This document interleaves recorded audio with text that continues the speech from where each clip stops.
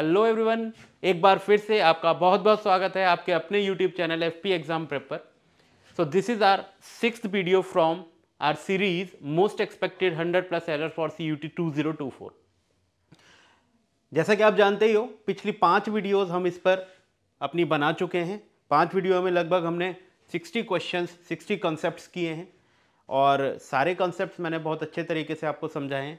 तो उसमें से ये 6th वीडियो है हमारी। अभी नेक्स्ट कॉन्सेप्ट जो है वो हम शुरू करते हैं। ठीक है, आइए चलिए शुरू करते हैं। देखिए 61st क्वेश्चन क्या है हमारा बच्चों, Shah Jahan was an heir at the Mughal throne. ठीक है, नो एरर। ठीक है, अब देखो यहां पर क्या है, सबसे पहले कुछ बात समझ लेते हैं। शाहजहां हमारा सब्जेक्ट है और उसका वर्ब है वॉज, तो यहां तक ठीक है। ये जो एयर होता है ना, एयर HEIR, सबसे पहले ध्यान रखें कि इसका जो प्रोनाउंसिएशन होता है वो हायर नहीं होता, हेयर नहीं होता, इसका प्रोनाउंसिएशन होता है एयर। ठीक है, सो अब क्या ध्यान आपको रखना है कि एयर का अगर प्रोनाउंसिएशन अ से है तो देखो यहाँ पर एन जो है वो ठीक लगा हुआ है, इसमें भी कोई गलती नहीं है। ठीक है, क्योंकि आपको मालूम है वॉल साउंड्स के साथ हमें क्या लगाना पड़ता है, एन लगाना पड़ता है। अब वो कहता है एट द मुगल थ्रोन, ये तो द मुगल थ्रोन में तो कोई दिक्कत नहीं है, तो हमें गलती किस में नजर आ रही है, एट में। अब देखिए ये जो एयर बोला है वो मुगल थ्रोन का राजा था, तो एक्चुअल में मुगल थ्रोन जो है वो रिसिपिएंट है किसकी, आयर की। मुगल थ्रोन रिसीव ही तो करेगी अपने राजा को, तो जो रिसिपिएंट की प्रपोजिशन होती है ना बच्चों, वो हमेशा एट ना होके क्या होती है, टू होती है। ये बात आप ध्यान रखेंगे। तो रिसिपिएंट की प्रपोजिशन होती है टू, तो यहाँ पर एट ना आके, क्योंकि एट तो पॉइंट की प्रपोजिशन होती है, यहाँ पॉइंट की बात नहीं हो रही, रिसिपिएंट की बात हो रही है। तो जो शाहजहां थे वो रिसिपिएंट थे मुगल थ्रोन के, मुगल थ्रोन को रिसीव करते, तो रिसिपिएंट की प्रपोजिशन टू होती है, तो यहाँ टू लगाया करो। ठीक है, इसीलिए थ्रोन के लिए हमेशा टू ही लगता है। बात समझ में आई? चलिए नेक्स्ट देखिए। The government is still in the process of finalized new policy guidelines for the allocation of land to private sector organizations। ठीक है, अब देखो यहाँ पर जो गलती है वो ध्यान से शायद आपको पकड़ में नहीं आएगी, बट मैं समझाता हूँ आपको। गलती है हमारे बी पार्ट में। बी पार्ट में गलती क्या है, मैं समझाता हूँ आपको कि हमारे जो एडजेक्टिव होते हैं, वर्बियल एडजेक्टिव जिसे आप कह देते हो, जो वर्ब से एडजेक्टिव बनाए जाते हैं उनको कहते हैं वर्बियल एडजेक्टिव। तो वर्बियल एडजेक्टिव में हमारे दो तरीके के एडजेक्टिव होते हैं, एक पास्ट पार्टिसिपल और एक होता है प्रेजेंट पार्टिसिपल।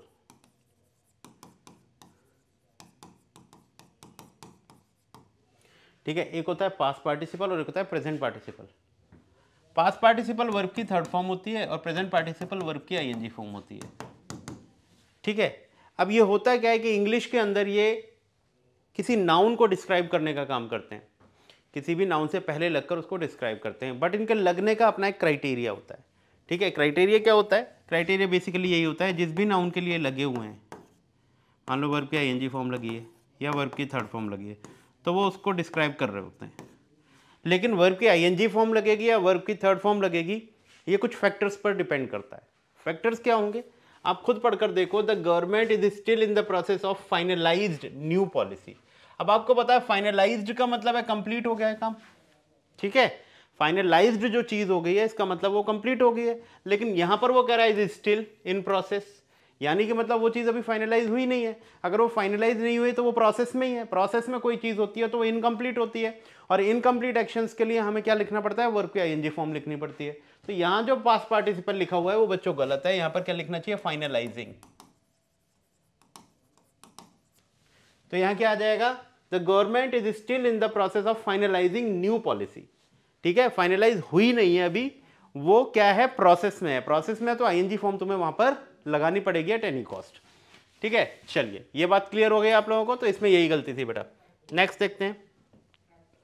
नेक्स्ट है the watch is a valuable presentation from my uncle and it costed him more than 2000 rupees. अब एक चीज देखते हैं कि देखो यहां पर क्या प्रॉब्लम है, समझ में आ रहा होगा, प्रॉब्लम तो इसी में है। अब ये जो बात कही जा रही है ना, ये पास्ट की बात कही जा रही है, आप सबको समझ में आ रहा होगा। The watch is a valuable present from my uncle. Watch जो है वो एक वैल्यूएबल प्रेजेंट है जो मेरे अंकल ने दी है। एंड से जुड़ गया। अब आपको ध्यान रखना है, जो एंड जो कोऑर्डिनेटिंग कंजंक्शन होता है ना, उसके साथ हमेशा दोनों ही क्लॉज सेम टाइम पे जोड़े जा सकते हैं। मतलब एक पास्ट एक प्रेजेंट ऐसे नहीं हो सकता। अब एंड के बाद लिखा है it cost him more than 2000 rupees. अब करने को तो हम क्या कर सकते थे, ये कॉस्टेड को काटकर कॉस्ट्स भी कर देते, तो भी क्या होता है, ये भी प्रेजेंट हो जाता, ये भी प्रेजेंट हो जाता। लेकिन ऐसा हो नहीं सकता। क्यों नहीं हो सकता बेटा? हमें किसको चेंज करना पड़ेगा, इसको ही चेंज करना पड़ेगा, वॉज लिखना पड़ेगा। बेसिकली होता क्या है कि जितने भी हमारे प्रेजेंट, जो भी हमारा प्रेजेंट इंडेफिनिट टेंस होता है उसमें हम ऐसे ही एक्शन लिख सकते हैं जो क्या हो, परमानेंट हो या फिर वो रिपीटेड हो। अब ये वाली जो बात बोली जा रही है वन टाइम एक्शन है, ठीक है, ये कोई वन टाइम एक्शन है, और वन टाइम एक्शन ना तो परमानेंट हो सकता है ना रिपीटेड, तो ऐसे प्रेजेंट इंडेफिनिट में तो लिखा नहीं जा सकता। वन टाइम एक्शन या तो पास्ट हो सकते हैं या फ्यूचर हो सकते हैं। तो आप ऐसा कर सकते हो कि भाई अगर यहां विल होता द वॉच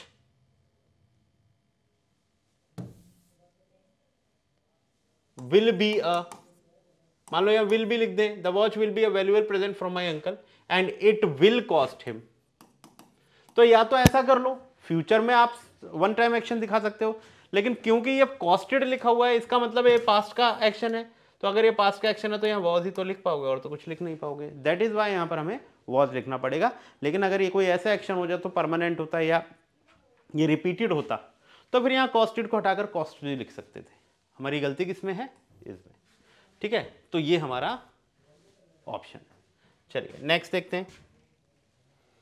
नेक्स्ट है he did not pass the examination despite of his best efforts. बहुत अच्छा क्वेश्चन है, पेपर में रिपीटेडली इसको पूछा जाता है इस कॉन्सेप्ट पर। कॉन्सेप्ट क्या है, दो वर्ड हैं हमारे, एक डिस्पाइट और एक इंस्पाइट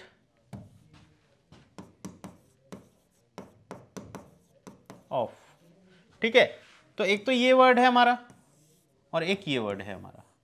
आपको ये ध्यान रखना है हमेशा, मतलब इसका कॉन्सेप्ट कुछ नहीं है, बस ये बात ध्यान रखने वाली है जो तुम्हें ध्यान रखनी है। ये जो डिस्पाइट होता है ना, ये एक्चुअल में होता है ट्रांजिटिव वर्ब, ठीक है। अब डिस्पाइट जो होता है ना उसके साथ ऑफ नहीं लगाया जा सकता, ये गलत होता है। हाँ, इंस्पाइट लिखोगे तो उसके साथ ऑफ लगाया जा सकता है। तो या तो यहां से हम ऑफ काट दें या फिर हम इसकी जगह क्या लिख दें, इंस्पाइट ऑफ, ये लिख दें। तो आपको ये ध्यान रखना है, डिस्पाइट को जब भी लिखोगे तो विदाउट ऑफ लिखना है, इंस्पाइट लिखोगे तो उसे ऑफ के साथ लिखना होता है। तो ये बात आप ध्यान रख लें, बस पेपर में आ जाता है तो ये बात ध्यान रखें हमेशा, डिस्पाइट बिना ऑफ के लिखा जाएगा जबकि इंस्पाइट को ऑफ के साथ ही लिखना चाहिए हमेशा। Got it? चलिए नेक्स्ट। नेक्स्ट है if I was the king I would change the face of my country. अब सुनो, ये लगभग जो मैंने सीरीज चला रखी है उसमें लगभग ये 5वां या 6ठा क्वेश्चन है जो कंडीशनल सेंटेंस से पूछा जा रहा है। इसका मतलब आप खुद समझ सकते हो कि कंडीशनल सेंटेंस से क्वेश्चन रिपीटेडली पूछे जाते हैं और conditional sentence is a very important topic in English grammar, ठीक है। तो इसे ध्यान से समझ लेना। अब देखो ये इफ लगते ही समझ लो कंडीशनल सेंटेंस है, और ये क्या बन रहा है हमारा, सेकेंड कंडीशनल। सेकेंड कंडीशनल, कभी अगर अच्छी किताब से अच्छे टीचर से आपने अगर कंडीशनल सेंटेंस पढ़ा है तो आपको पता होगा कि सेकंड कंडीशन में दो तरीके की बातें लिखी जाती हैं। एक बात वो जो प्रेजेंट में तुम प्योर इमेजिनेशन या हाइपोथेटिकल थिंकिंग करते हो। हाइपोथेटिकल या इमेजिनेशन का मतलब ये हुआ कि आप कुछ ऐसा सोच रहे हो जो कभी हो ही नहीं सकता। लाइक तुम बोलो कि अगर मैं सांप होता तो तुम्हें डस लेता, तो देखो ये बिल्कुल हाइपोथेटिकल चीज है, ये बिल्कुल इमेजिनेटिव चीज है। सांप आप कभी नहीं बन सकते, जब सांप बन नहीं सकते तो डस कैसे सकते हो। एक तो सिचुएशन नहीं होगी कि आप एक ऐसा इमेजिन करो जो कि कभी हो नहीं सकता, एक सिचुएशन ये। दूसरी सिचुएशन ये कि कोई भी काम हो तो सकता है लेकिन उसके रिजल्ट की जो प्रोबेबिलिटी है वो नील है, जीरो है, क्योंकि वो काम होगा नहीं। जैसे मान लो मैं कहूं, मान लो कोई बहुत ही मोटा व्यक्ति है, बहुत मोटा व्यक्ति है, ठीक है। अब उसके सामने से उसकी ट्रेन छूट गई है, और अब तुम बोलो अगर तुम भागोगे तो ट्रेन पकड़ लोगे, बट आपको पता है ना तो ये भाग पाएगा ना ट्रेन पकड़ पाएगा। तो दूसरी सिचुएशन ये बन गई, जब भी किसी कंडीशन का जो रिजल्ट होता है वो आपके अकॉर्डिंग नील है, ना के बराबर है, होगा ही नहीं, तो एक तो सेकंड कंडीशन उसमें बनाओ। दूसरी सेकंड कंडीशन कब बनती है, जब आप कोई ऐसी थिंकिंग कर रहे हो जो ना तो तुम पास्ट में कर सकते थे, ना प्रेजेंट में कर सकते हो, ना फ्यूचर में कर पाओगे। ऐसी बात, जैसे इसमें लिखा हुआ है if I was the king. अगर मैं राजा होता, अब राजा कोई बन ही नहीं सकता, ठीक है, तो वो क्या करता, मैं कंट्री का फेस चेंज कर देता, तो अब वो राजा बनेगा नहीं, तो कंट्री का फेस कैसे चेंज होगा। तो सेकंड कंडीशनल है। आप हमेशा ध्यान रखना, जब भी सेकंड कंडीशनल में आप प्योर इमेजिनेशन करोगे, हाइपोथेटिकल सिचुएशंस डालोगे, तो वहां पर हर सब्जेक्ट के साथ वॉज नहीं लगता है, वर लगता है। वर हमेशा इमेजिनेशन को शो करता है। तो ऑलवेज याद रखें, जब सेकंड कंडीशनल बने तो आई के साथ वर ही लगता है। आई नहीं, I, we, you, they, he, she, it, जितने भी सब्जेक्ट हैं, हर सब्जेक्ट के साथ आपको वर का ही यूज करना है। सेकंड कंडीशनल में जब आप किसी की स्टेट बताते हो या अपनी स्टेट बताते हो या बोलते हो आकाश में ऐसा होता, तो वहां वर का यूज किया जाता है, वहां वॉज का यूज नहीं किया जाता। Got it. तो यहां पर क्या गलती है हमारी, वर लगेगा। चलिए नेक्स्ट क्वेश्चन देखते हैं। नेक्स्ट क्वेश्चन है, my daughter in laws who are in Kolkata have come to visit us. अब देखो, ये एक नाउन का कॉन्सेप्ट है जो आपको ध्यान रखना है। जो हमारे कंपाउंड नाउन्स होते हैं, कंपाउंड नाउन्स, कंपाउंड नाउन का मतलब है 2 या 3 वर्ड मिलकर एक नाउन बन जाना, ठीक है। तो कंपाउंड नाउन को प्लूरल कैसे किया जाता है, ये उसका कॉन्सेप्ट है। अब जैसे मैंने बोला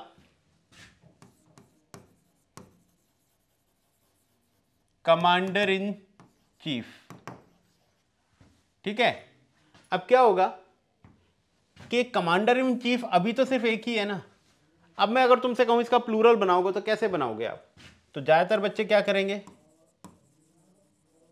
कमांडर इन चीफ्स ये लिख देंगे। लेकिन ध्यान रखना, ऐसा नहीं हो सकता।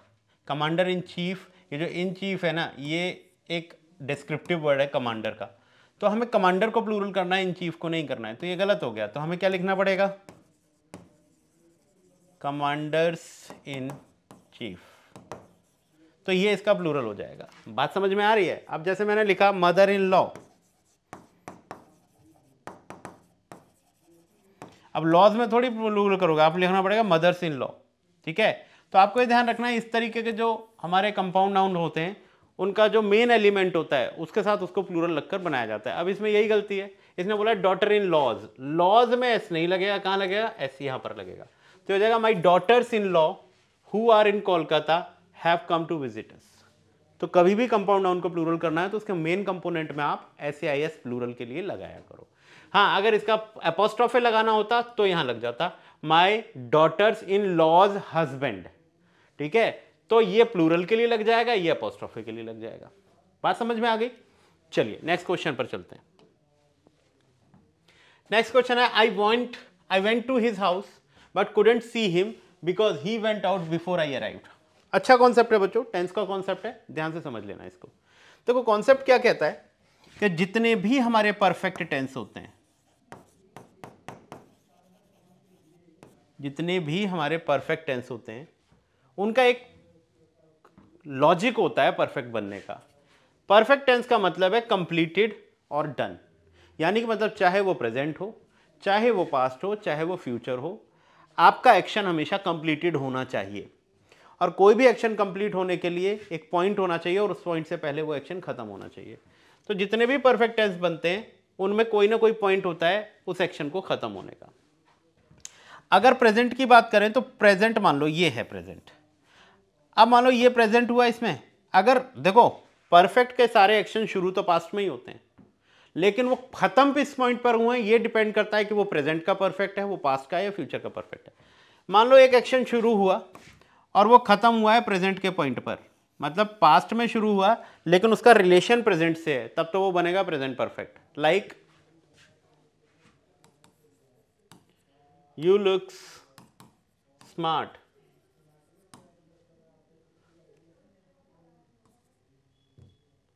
I think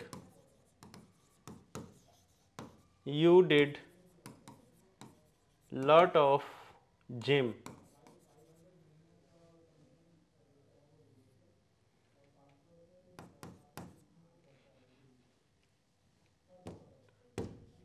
You did lot of gym nowadays. या you did lot of gym ही कर देते हैं हम सिर्फ। अब तुम ध्यान से देखो, जिम तो उसने पास्ट में ही करी होगी तभी उसका रिजल्ट आ रहा है कि अब वो स्मार्ट लग रहा है। तो तुम ध्यान से देखो कि जब उसने ये बोला यू लुक स्मार्ट, सॉरी, जब उसने ये बोला यू लुक स्मार्ट, तो इसका मतलब वो प्रेजेंट में उससे बात कर रहा है, लेकिन वो लुक स्मार्ट वजह क्या है उसकी लगने की, ये जिम करना है ना। तो पास्ट का एक्शन कहां से कनेक्ट हो गया, प्रेजेंट से, तो आप इसे डिड नहीं लिखोगे, आपको लिखना पड़ेगा I think you have done, क्योंकि इस प्रेजेंट से पहले ये काम हो चुका है ना, तभी तो वो स्मार्ट लग रहा है। तो प्रेजेंट का परफेक्ट बनाने के लिए हमें हमेशा प्रेजेंट से कनेक्शन चाहिए, तब जाके प्रेजेंट परफेक्ट बनता है, नहीं तो वो पास्ट ही रहता है। अच्छा, ऐसे ही पास्ट का परफेक्ट होता है। पास्ट का परफेक्ट हमेशा कब बनता है, देखो मान लो ये हमारी एक टाइमलाइन है, ये प्रेजेंट है, ये पास्ट का एक्शन है। अब पास्ट के एक्शन से भी जो पहले वाला एक्शन है उसे पास्ट परफेक्ट कहते हैं। यानी कि मतलब जब पास्ट से पास्ट की बात करोगे, पास्ट से भी पहले वाले पास्ट के एक्शन की बात करोगे, तो हमेशा जो पहले कंप्लीटेड एक्शन होता है दूसरे से, वो हमेशा पास्ट में परफेक्ट एक्शन होता है। अब ये जो कॉन्सेप्ट है ये इसी पर है, देखो ध्यान से। I went to his house but couldn't see him because he went out before I arrived. इसका मतलब दो एक्शन हैं, क्या, वो उससे मिलने गया, लेकिन वो कह रहा है कि वो वहां मिला नहीं, क्यों, ही वेंट आउट, वो चला गया था, कब, जब वो पहुंचा। तो इसका मतलब है वो पहुंचा बाद में, उससे पहले ये चला गया। इसका मतलब है आप किसको डिस्क्राइब कर रहे हो, पास्ट से पास्ट एक्शन को डिस्क्राइब कर रहे हो। तो इसका मतलब है जो एक्शन उसके आने से पहले खत्म हो गया है वो पास्ट में परफेक्ट होना चाहिए। तो देखो ये बोल रहा है because he went out, he went out कब, पहले, बिफोर, कब, बिफोर आई अराइव्ड, उसके पहुंचने से पहले वो जा चुका था। तो ये जो वेंट आउट लिखा है ना, इसे परफेक्ट फॉर्म में लिखना पड़ेगा, हम इसे पास्ट फॉर्म में नहीं लिख सकते, क्योंकि एक एक्शन से पहले दूसरा एक्शन, इस एक्शन से पहले एक्शन कंप्लीट हो चुका है। जो भी एक्शन किसी एक्शन से पहले कंप्लीट हो जाता है वो परफेक्ट होता है। तो यहां वेंट की जगह हमें क्या लिखना पड़ेगा, हैड गॉन। ठीक है, तो पहले वाले एरर में, पहले वाले पॉइंट में हमारा एरर है। आई थिंक ये बात कंप्लीट हो गई होगी बच्चे, समझ में आ गई होगी आपको ये बात। ये होता है पास्ट परफेक्ट का कॉन्सेप्ट। पास्ट परफेक्ट कभी सिंगल सेंटेंस में नहीं बनाया जा सकता, सिंगल सेंटेंस में बनेगा भी तो वहां पर भी किसी पॉइंट से पहले किसी एक्शन के खत्म होने की बात हो रही होगी। बात समझ में आ रही है। चलिए नेक्स्ट देखिए। नेक्स्ट क्वेश्चन है I look forward to meet you in future. बहुत अच्छा कॉन्सेप्ट है, बच्चे इसमें अक्सर गलती करते हैं, आप लोग समझ लें। I look forward to meet you. अब देखो यहां पर ये जो टू के बाद मीट लिखा है ना, यही गलती है, हमें लिखना क्या चाहिए, मीटिंग। अब ऐसा क्यों है, ऐसा इसलिए है क्योंकि यहां पर आपको कंफ्यूज करने का उसके पास बहुत वो है, मतलब बहुत बड़ा फायदा उसके पास आपको कंफ्यूज करने का। क्या फायदा, बेसिकली फायदा ये है, टू जो होता है ना वो इंग्लिश में प्रेपोजिशन का भी काम करता है, और टू जो है इंग्लिश में इन्फिनिटिव का भी काम करता है। अब दोनों में प्रॉब्लम ये है कि अगर टू प्रेपोजिशन है तो उसके बाद वर्ब की आईएनजी फॉर्म आनी चाहिए, और अगर टू इन्फिनिटिव है तो भैया उसके लिए हमेशा वर्ब की फर्स्ट फॉर्म आनी चाहिए। ये कॉन्सेप्ट है इसका। अब तुम्हें पता लग गया होगा कि टू यहां पर इन्फिनिटिव का काम ना करके यहां किसका काम कर रहा है, प्रेपोजिशन का काम कर रहा है। अगर ये प्रेपोजिशन है तो प्रेपोजिशन के बाद हमेशा कोई भी चीज लिखी जा सकती है, सिर्फ एक ही चीज लगा सकती है, नाउन या प्रोनाउन। अब नाउन या प्रोनाउन तो यहां है नहीं, वर्ब है। अब वर्ब को भी नाउन में कन्वर्ट करने का सिर्फ एक ही तरीका होता है, दैट इज उसके साथ आईएनजी फॉर्म लगा दो और उसे जिरंड फॉर्म में कन्वर्ट कर दो।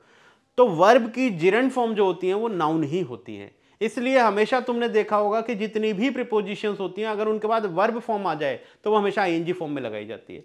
दैट इज द रीजन, क्योंकि प्रेपोजिशन के बाद हमेशा जो भी वर्ड आएगा वो नाउन आएगा, और वर्ब आती है उसे नाउन में कन्वर्ट करने के लिए हमें आईएनजी फॉर्म जिरंड फॉर्म में रखनी पड़ती है। यही रीजन है। अब प्रॉब्लम आपके साथ ये हो रही होगी कि हम कैसे पहचानें कि ये प्रीपोजिशन है या इन्फिनिटिव है। तो इसका बहुत सिंपल सा तरीका है, क्या, ये जो टू प्लस वर्ब की फर्स्ट फॉर्म होती है ये दोनों मिलकर किसका आंसर देती हैं, व्हाट का। अगर ये दोनों मिलकर व्हाट का आंसर दे रहे हैं तो तुम वर्ब की फर्स्ट फॉर्म लगा लो, लेकिन अगर टू प्लस वर्ब की फर्स्ट फॉर्म, सिर्फ टू, और जो व्हाट का आंसर आ रहा है इन दोनों के लिए आ रहा है तब तो वर्ब की फर्स्ट फॉर्म, लेकिन व्हाट का आंसर सिर्फ इसके लिए आ रहा है तो फिर वर्ब की आईएनजी फॉर्म लगाया करो। ठीक है, अगर व्हाट का आंसर इन दोनों को मिलाकर आ रहा है तो आएगा वर्ब की फर्स्ट फॉर्म, लेकिन व्हाट का आंसर सिर्फ वर्ब की फर्स्ट फॉर्म, टू को मिलाकर व्हाट का आंसर नहीं, सिर्फ वर्ब की फर्स्ट फॉर्म जहां पर लिखी हुई है वहां पर आंसर आ रहा है व्हाट, तो फिर व्हाट मतलब वहां नाउन मांग रहा है, वो नाउन मांग रहा है तो वर्ब की आईएनजी फॉर्म लगा लो। अब आ जाओ इधर, I look forward to what या आई लुक फॉरवर्ड वट, तो आप कहोगे sir I look forward to what. तो अगर टू वॉट आ रहा है तो मीट नहीं हो सकता, मीटिंग होगा। बात समझ में आ रही है? एक दो एग्जांपल और दे सकता हूं, देखो, I am used to smoke या I am used to sleep in day. अब आई एम यूज्ड वॉट या I am used to what, तो तुम कहोगे sir I am used to what, तो देखो यहां पर क्या आएगा, स्लीपिंग। क्या आ जाएगा, I am used to sleeping in day. बात समझ में आई? एक और देखो, he is accustomed to run in the morning. तो क्या बोलोगे, ही इज accustomed वॉट या he is accustomed to what, तो तुम बोलो सर टू वॉट, देखो यहां आ जाएगा रनिंग। फिर एक और देखो, आई एम गोइंग या आई लाइक टू प्ले। अब आई लाइक वॉट या आई लाइक टू वॉट, तो तुम कहोगे आई लाइक वॉट, तो ये देखो वॉट का आंसर इन दोनों को मिलकर आ रहा है। अगर वॉट का आंसर इन दोनों को मिलकर आ रहा है तो ये प्ले ठीक है। बात समझ में आ गई आप लोगों को? तो यही चीज देखनी है। अगर टू के बाद अगर वर्ब की फर्स्ट फॉर्म लगी है तो इस तरीके से चेक कर लिया करो कि अगर वो प्रेपोजिशन का काम कर रहा है तो आईएनजी फॉर्म लगा लो उसके बाद, लेकिन अगर वो इन्फिनिटिव होगा तो फिर वर्ब की फर्स्ट फॉर्म ही रहने दिया करो। तो ये सिंपल सा कॉन्सेप्ट है इसका। Got it? चलिए नेक्स्ट देख लेते हैं। नेक्स्ट देखो, no man can become a great artist unless he apply himself continuously to his art. Simple है, सब्जेक्ट वर्ब एग्रीमेंट का क्वेश्चन है, समझ लो। अब देखो ये जो नो मैन लिखा हुआ है ना, ये सिंगल होता है, सिंगुलर माना जाएगा। क्यों सिंगुलर माना जाएगा? आपको पता है कि सिंगुलर और प्लूरल को कैसे हम लोग कंसीडर करते हैं। अगर वन है तो अगर वन से कोई नीचे है तो वो सिंगुलर, और वन से कोई ऊपर है तो प्लूरल। अब चाहे वो 1.1 भी हो, ये प्लूरल मान लिया जाएगा, ठीक है? तो ये बात समझ लें। लेकिन वन से अगर एक पॉइंट भी कोई नीचे है तो वो हमेशा क्या माना जाएगा, सिंगुलर। अब जब आप मैन बोल रहे हो तो वैसे तो मैन सिंगुलर ही लिखा हुआ है, लेकिन नो लगाने से क्या हो गया, तो ये तो कोई भी नहीं है, तो जीरो हो गया, तो जीरो तो सिंगुलर माना ही जाएगा। तो नो मैन क्या हो गया हमारा, singular. Can become a great artist unless ही। अब देखो यहां ही किसके लिए लगाया है, मैन के लिए, ठीक है? अब मैन के लिए ही लगाया है, तो अगर ये सिंगुलर है तो अप्लाई हमारा जो है वो प्लूरल वर्ब है। आपको पता है ना कि प्रेजेंट इंडेफिनिट में अगर वर्ब को प्लूरल करना है तो उसको उसकी ओरिजिनल फॉर्म में रख दो जैसा वो है। अब ओरिजिनल फॉर्म में एस तो लग के आता नहीं, लेकिन अगर उसको सिंगुलर बनाना है तो सिंगुलर बनाने के लिए एस का यूज हम करते हैं। तो देखो अप्लाई नहीं होगा, यहां क्या होगा, अप्लाइज। तो ये क्या हो जाएगा, no man can become a great artist unless he applies himself continuously to his art. अच्छा एक गलती और दे सकता है यहां पर आपको, अप्लाई के बाद ये हिमसेल्फ नहीं लगाएगा, गायब कर देगा। लेकिन अप्लाई जो होता है वो क्या होता है, हमेशा अपने बाद क्या लेता है, रिफ्लेक्सिव प्रोनाउन लेता है, जो भी हो उसका। आई होता तो माई सेल्फ ले लेता, ही है तो हिमसेल्फ है, शी होता तो हर सेल्फ ले लेता। तो ये भी बात यहां पर ध्यान रखोगे। तो इसमें एरर किसमें है, थर्ड पार्ट में, ये रहा। ठीक है, बात आई इतनी समझ में आप लोगों को? चलिए बहुत बढ़िया। आज के सेशन का हम ये लास्ट क्वेश्चन कर रहे हैं बच्चों, ठीक है? देख लेते हैं, फिर नेक्स्ट वीडियो में इससे आगे क्वेश्चन करेंगे हम लोग। चलिए, neither of the scout leaders know how to trap wild animals और how to prepare them for mounting. ठीक है, अब देखो ये भी क्वेश्चन एक तरीके से सब्जेक्ट वर्ब एग्रीमेंट का ही हो गया। आपको मैंने पिछली वीडियोस में कई बार समझाया है कि जो प्रेपोजिशन होती है हमारी, उसके बाद कोई भी नाउन या प्रोनाउन क्या माना जाता है, ऑब्जेक्ट माना जाता है। प्रेपोजिशन के बाद वाला कोई भी नाउन या प्रोनाउन ऑब्जेक्ट माना जाता है। और हमें मालूम है कि ऑब्जेक्ट के अकॉर्डिंग आप वर्ब नहीं लगा सकते, ऑब्जेक्ट के अकॉर्डिंग वर्ब नहीं लगा सकते। सो प्रेपोजिशन से पहले जो बचेगा वही सब्जेक्ट माना जाएगा। तो अब यहां समझ लो, ये क्या बोल रहा है, neither of the scout leaders, ये हमारा सब्जेक्ट हुआ। अब सब्जेक्ट में से भी सब्जेक्ट निकालते हैं हम, ये क्या है हमारी प्रेपोजिशन। तो ये जो 10 स्काउट लीडर्स हैं ये हमारे सब्जेक्ट नहीं हो सकते, ऑब्जेक्ट हो गए प्रीपोजिशन के। तो सब्जेक्ट हमारा क्या बचा? नाइदर। अब नाइदर जो होता है ना बेटा वो हमेशा सिंगुलर होता है। आइदर, नाइदर, एवरी, ईच, ये सब वर्ड हमारे क्या होते हैं बच्चे? सिंगुलर होते हैं। अब हम ये देख लें कि नाइदर के लिए वर्ब क्या लगाइए? Neither of the scout leaders know. Know जो होती है वो हमारी प्लूरल वर्ब होती है। अभी मैंने बताया वर्ब को सिंगुलर बनाने के लिए हमें क्या करना पड़ता है? SCIS लगाना पड़ता है। तो देखो गलती तो हमें यही मिल गई, knows. Neither of the scout leader knows how to trap wild animals and how to prepare them for mounting. तो देखो सिंपल सी गलती है, ये ध्यान रखोगे आप। तो हमारा जो एरर है वो किसमें? फर्स्ट पार्ट में। ठीक है बच्चों, तो ये थी आज का हमारा सेशन, ये सेशन था हमारा। आई होप आपने एंजॉय किया होगा। ठीक है, और ऐसे ही अच्छे अच्छे कॉन्सेप्ट और ऐसे ही इंटरेस्टिंग कॉन्सेप्ट में लेके आऊँगा अगली वीडियोज़ में भी। तो I request you to subscribe this channel and आप इसको शेयर भी करें, क्योंकि मैं बार बार यही कहता हूँ कि अगर आपको ये सब देखना है तो उसके लिए नोटिफिकेशन आना ज़रूरी है। तो वो जब सब्सक्राइब करेंगे तभी आएगा। और सबसे बड़ी बात कि एजुकेशन को आप जितना फैलाओगे, नॉलेज को जितना फैलाओगे वो उतनी ही बढ़ेगी। ठीक है, तो मेरा कहने का मतलब है कि इसको शेयर भी करें आप। ठीक है, चलिए आज का सेशन यहीं ख़त्म करते हैं बच्चों। Thank you so much for watching.